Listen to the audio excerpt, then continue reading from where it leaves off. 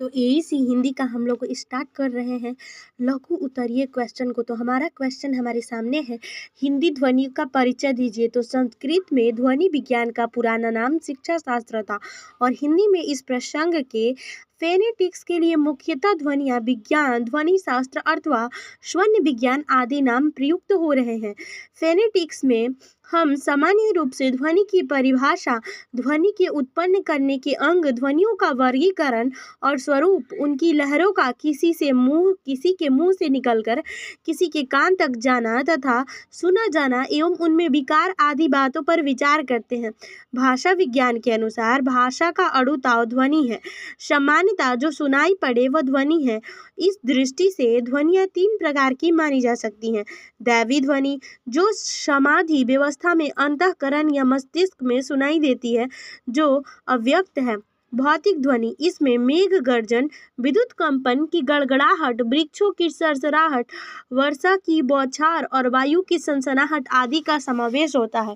पार्थर्व ध्वनि, विभिन्न प्रकार की प्राणधारियों के मुख से सुनाई देने वाली ध्वनियाँ तथा वीणा, मृदंग, वंशी आदि से उत्पन्न ध्वनियाँ। व्याकृता, मानव कंठ से निःसृत या मानवकृता अव्याकृत, मानवेतर प्राणियों की मानवों द्वारा प्रयुक्त व्याकृत ध्वनियों के भी अर्थ की दृष्टि से 7 भेद माने जा सकते हैं। निरर्थक ध्वनियाँ, बच्चों को दुलारना, मुंह से सीटी बजाना। भावार्थक ध्वनियाँ, सहानुभूति सूचक, निषेध व्यंजक, पशु गति प्रेरक।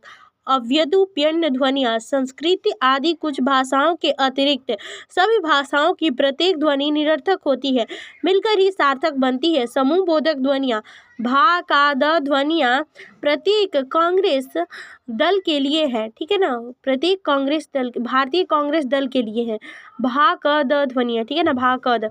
व्युत्पन्न ध्वनियाँ, संस्कृत या वैदिक भाषा की प्रत्येक ध्वनियाँ व्युत्पन्न और सार्थक होती हैं। प्रतीकात्मक ध्वनियाँ, सा री ग म प ध नि। संगीत ध्वनियाँ, धा धिन ता। नृत्य ध्वनियाँ हैं।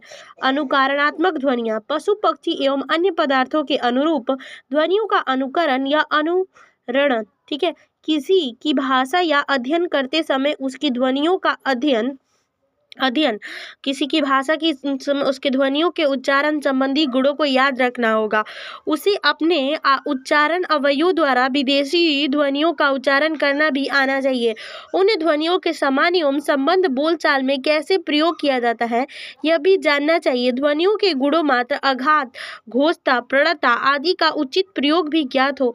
प्रत्येक रचना की ध्वनियों को एक दूसरे से संबंध कर पूर्ण रचना का प्रयोग बेझिझक कर सके, ठीक है। इन 5 बातों में हम लोगों को निपुणता प्राप्त करने के लिए कान का उचित उपयोग आवश्यक होता है।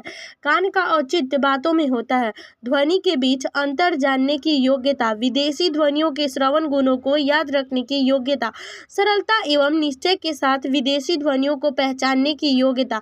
किसी भी भाषा की ध्वनियों को समझने में औच्चारणिक, भौतिक या तारंगीय और श्रौतिक प्रक्रियाओं को समझना पड़ता है। प्राचीन काल से ही इसका विस्तृत महत्व शास्त्रीय तथा वैज्ञानिक अध्ययन होता रहा।